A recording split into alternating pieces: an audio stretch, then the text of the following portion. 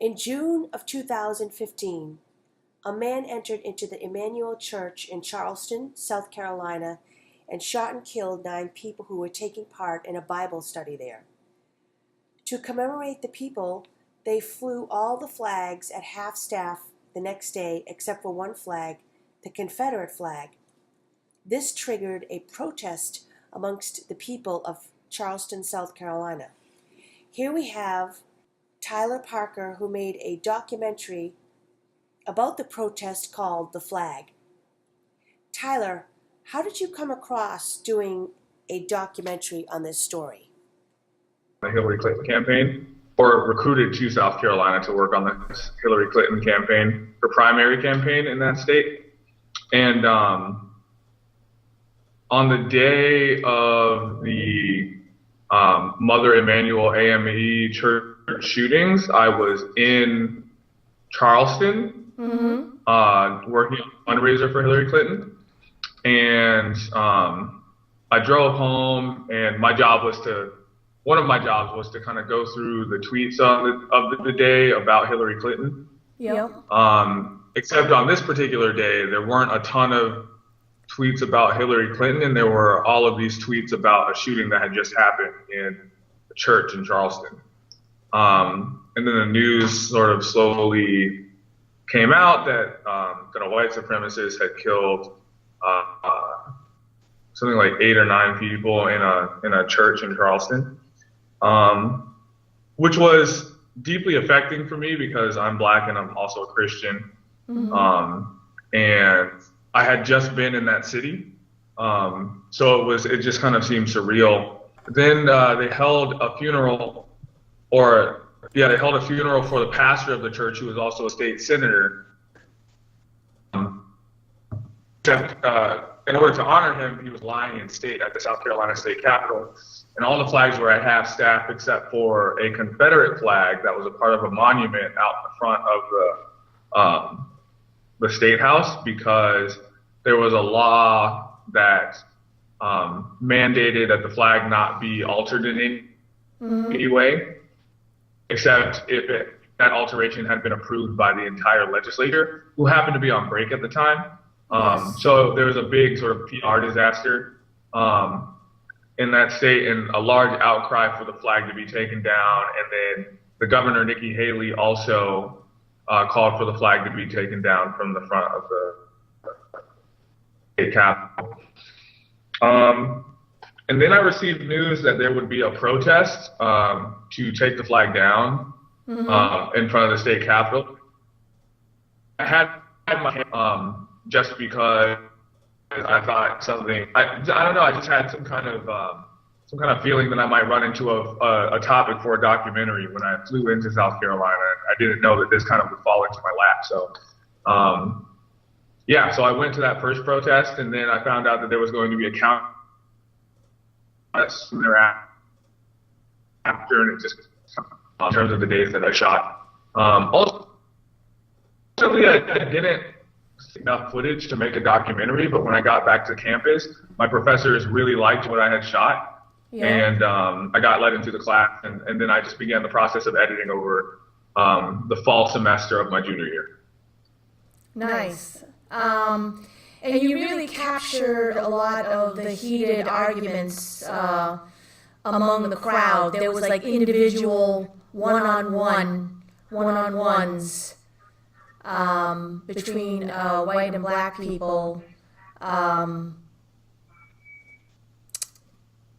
It was very upsetting to see, and kind of, like you said, surreal that over a flag. Do you know what I mean? Like, it's understanding why people would get upset that they wouldn't bring it down. And yet here there was, other people who were upset because they were bringing it down because it represented something to them. You know what I mean? It represented something different to both people. So I never really knew what the Confederate flag stood for. I just thought it was a Southern flag that represents, the southern part of the country. Do you know what I mean? And then when I saw your documentary, You know, I was like, so what does the Confederate flag represent? I mean, like, do you know what I'm saying? Like, I'm just trying to Yeah. Sorry, go ahead. No, I'm just trying to get, like, you know, both sides. Like, what. So that flag represented, it was like they were holding up racism. Is that what it is? Because apparently there was a picture of Dylan Roof holding the Confederate flag. And it represents race, not just extreme racism. You know what I mean? And so that's why they. Go ahead. Yeah. So, I mean, at the end of the day, the flag is a flag, and people place meaning on icons. People place meaning on objects, and so these kinds of conversations are really difficult at times because. I mean, I'm of the opinion that the flag does, in some sense, represent a darker part of American history. I think one thing that's really interesting is the sheer difference of opinion between like the North and the South about what the Civil War itself was actually about. In the North will say that the war was about slavery, and I kind of tend to be in that boat, even though I'm from the South. And a lot of people in the South argue that the war was about states' rights or about preventing the tyranny of the federal government.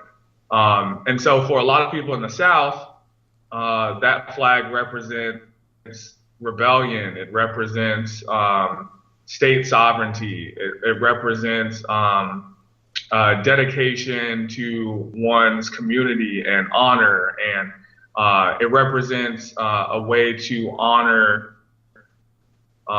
their family members who died in the Civil War. And in the South, you'd be hard pressed to find, particularly a white family, who did not have somebody die in the Civil War, a great-grandfather or a great-great-grandfather, something like that. You'd be hard-pressed to find somebody who did not have a family member who died in the Civil War. And for a lot of these families, the Confederate flag is a way to honor the memory of those people who died. But at the same time, the Confederate flag, the Confederacy, I believe in the document that declared the quote-unquote independence of the Confederacy, there is a reference to the fact that this war was about slavery in some sense, that the southern states decided to secede because they wanted to keep their slaves. And South Carolina has 30% African American, which is a number that's larger than most any other state.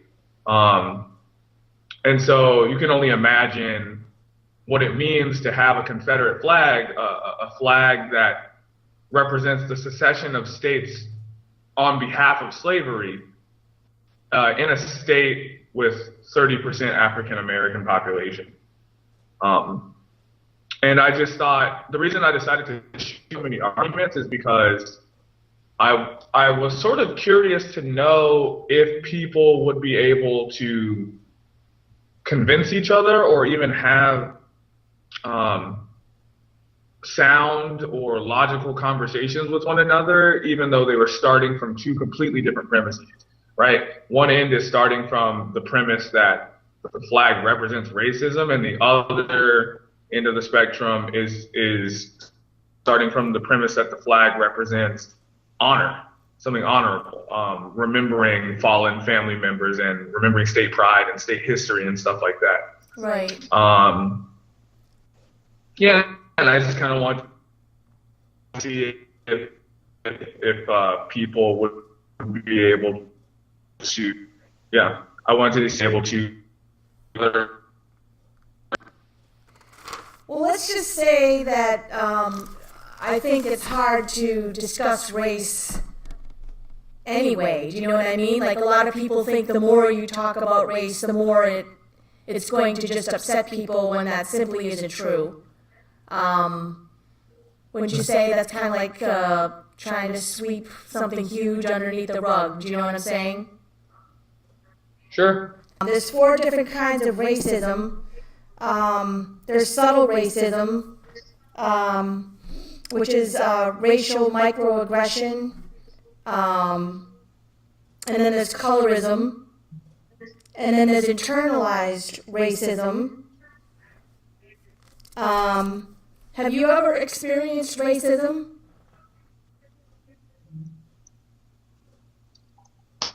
I mean, That's an interesting question. Sorry, go ahead.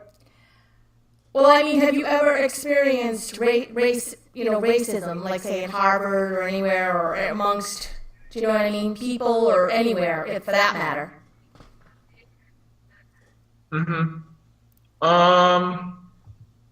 So personally, I think that my experience with racism has been limited, and I think that I've been very privileged in that regard. I know racism is real because I have family members, like very close family members to me, who have experienced racism, and I really can't explain how I'm insulated from racism, or I get at least the kind of racism that I can recognize. I can't explain how I've been insulated from that, but I have been, and I think that that's a blessing. But for instance, my grandfather was the first black mayor of my hometown. I come from High Springs, Florida.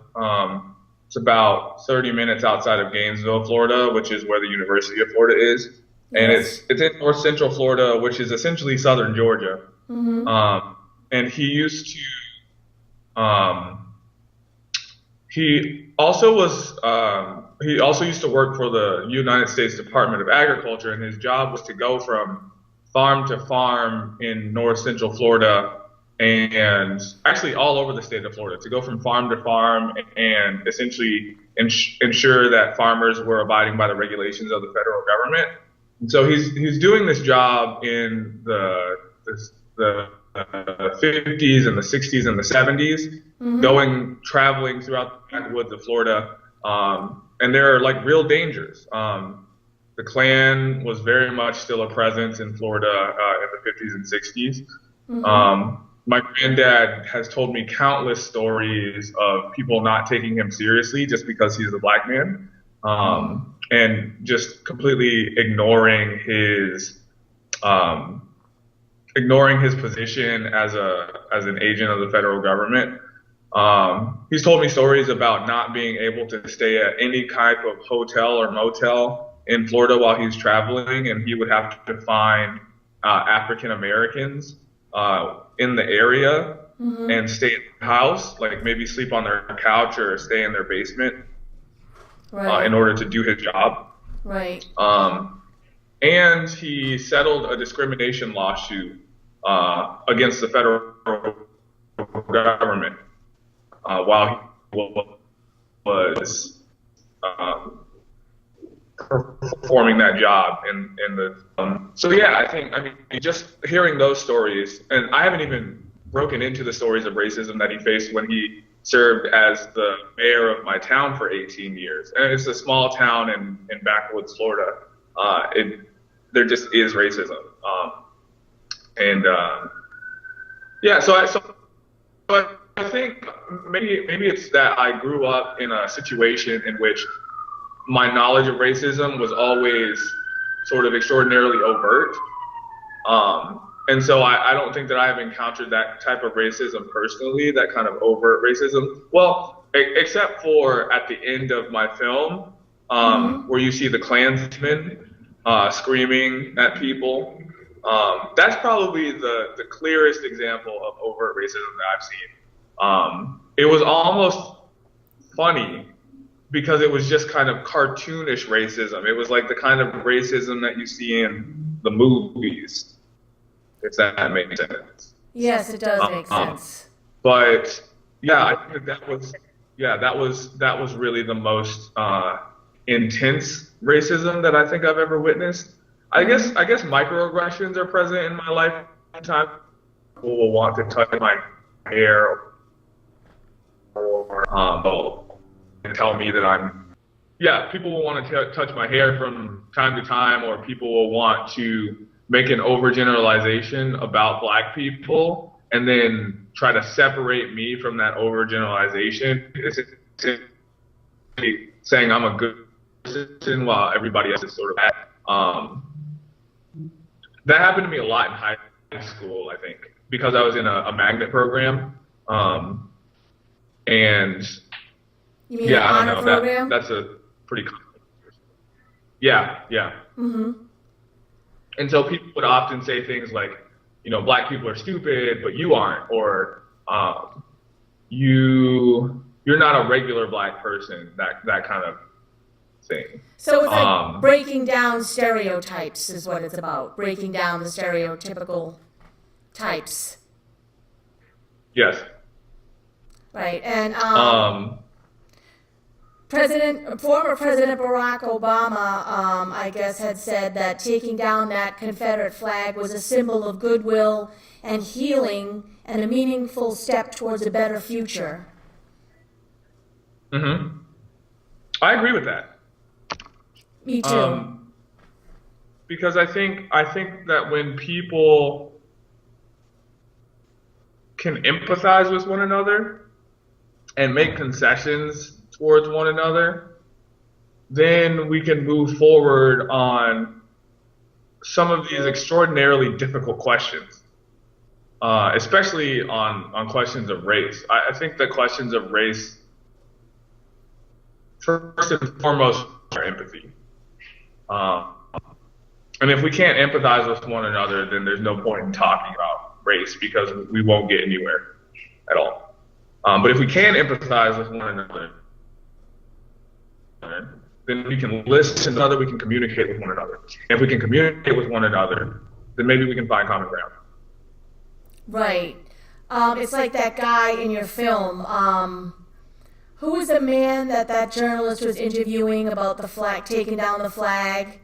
And he was speaking, I think it was Nikki, the one that was saying, yes, I know that, that it, if it breaks your hearts, then we will take it down. Who was that? Yeah, that was a state senator. His Okay. name escapes me at the moment. I can probably find it, but Oh, no, he, that's okay. Sorry, go ahead. Oh, no, that's okay. I was just going to say, he seemed to empathize, with taking down the flag after he had stated, what it meant to him, but if it offends people, breaks other people's hearts, then that he would take it down, and that would be empathizing of what you were saying, what you were talking about, empathy. Right. Do you mean the two male? There's a black male journalist, and he's interviewing a state senator inside of the state capitol. Yes. Is that the scene you're talking about? Yes. Okay, so that's actually an interesting scene because the state senator was filibustering, or I think he was actually a state representative. He was actually filibustering taking the flag down, the bill that would pass to take the flag down, and he was filibustering by introducing a ton of bills. Introducing a ton of amendments to the bill that were kind of not particularly relevant to the issue at hand. So he would introduce amendments to ensure that, like, the Confederate flag monument would be replaced with something else, or that when the flag was taken down, that it was handled by 3 people instead of 4 people, or something like that. So that's just an interesting aside to that character. Right, and I noticed that they carried somebody away who got hurt. What do you think we can do in the future to, like former Barack Obama said, take steps towards goodwill and healing? I mean, obviously we're going to have to talk about it a lot more, which people are reluctant to do, I believe. Mm-hmm. Well, the first thing I think we need to do is to be able to agree on facts Um, and that seems a little bit more challenging in our current cultural context. But yeah, I think we've got to be able to agree on facts. We've got to be able to agree that racism still exists. We can disagree on the extent to which it still exists, but we've got to agree that it does still exist. We've got to be able to sit down and listen to one another. And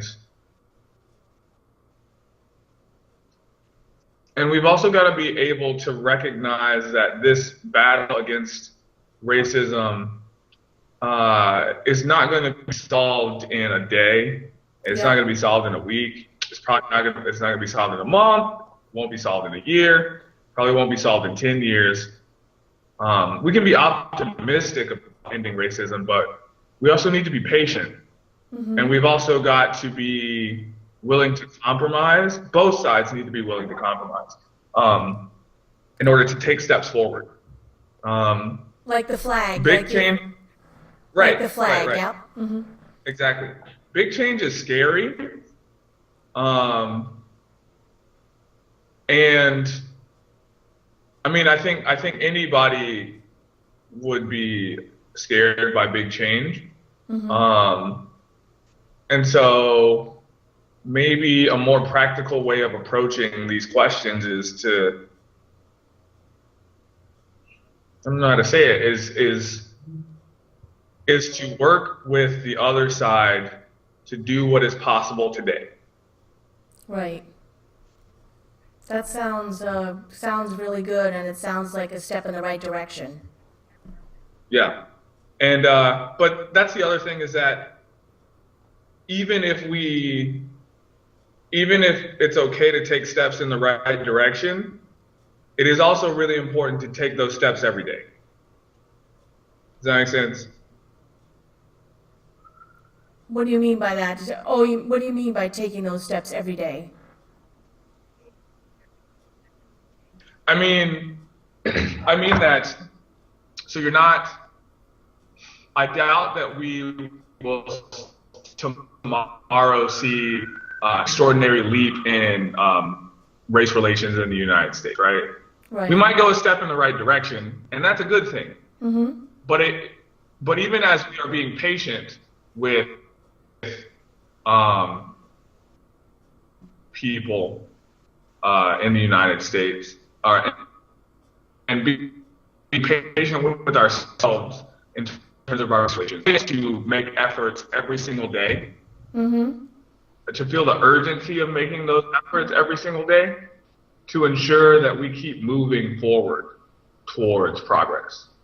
So that's what I mean. We can take a step in the right direction, but we've got to make sure that we're taking steps in the right direction every day, so that we keep moving towards progress. Right. Dylann Roof was sentenced to death after, I think it was in December, for the shootings mm-hmm. of those 9 people. Apparently he had like a list of churches, you know what I mean, that he was planning on going to in his car. Somebody found the list of black churches that he was going to visit. Your film has won several awards, no? Yeah, this film was the first documentary that I made. And I haven't made any other documentaries since, but I've sort of gotten into fiction work. Oh, really? Fiction work? Good for you. That's awesome. Thank you. Do you know which one? Did you know which career you're going to go for? Is it government or film or both? I'm actually less interested in government now and more interested in ministry or film. I'll put it this way. I derive a lot of hope from my faith mm-hmm. on questions of between. And I love film. I always will love film. I've got a lot of time to pick a career in some sense. I'm only 21. Yes. And so, yeah, I'm going to take a couple to figure out whether ministry or film or law or government, some like political campaigning is where God would sort of have me to use my gifts. I'm not sure, but I'm okay waiting to figure that out. Right. Well, I think you have a talent for bringing up, things that people don't want to talk about, but they need to be talked about, which is a wonderful thing. And Thank you. I believe you have a very bright future ahead of you. All right. Well, I just want to thank you once again for letting me interview you, and good luck with your future. And thank you for discussing the topic of your documentary, The Flag, today. It was a pleasure talking with you. Sure, it was a pleasure talking with you too. I wish good luck to the Arlington Film Festival, and I had an awesome time there last year. So I'm looking forward to seeing what new art premieres there this year. Yes, me too. And that's coming up in October of 2017. And they Awesome. are opening their doors for submitting documentaries. Hopefully they'll Beautiful. All right. Well, thank you very much, Tyler. better You have a great day, and thanks again for talking. Sure, you too. Have a good night. You too. Thanks.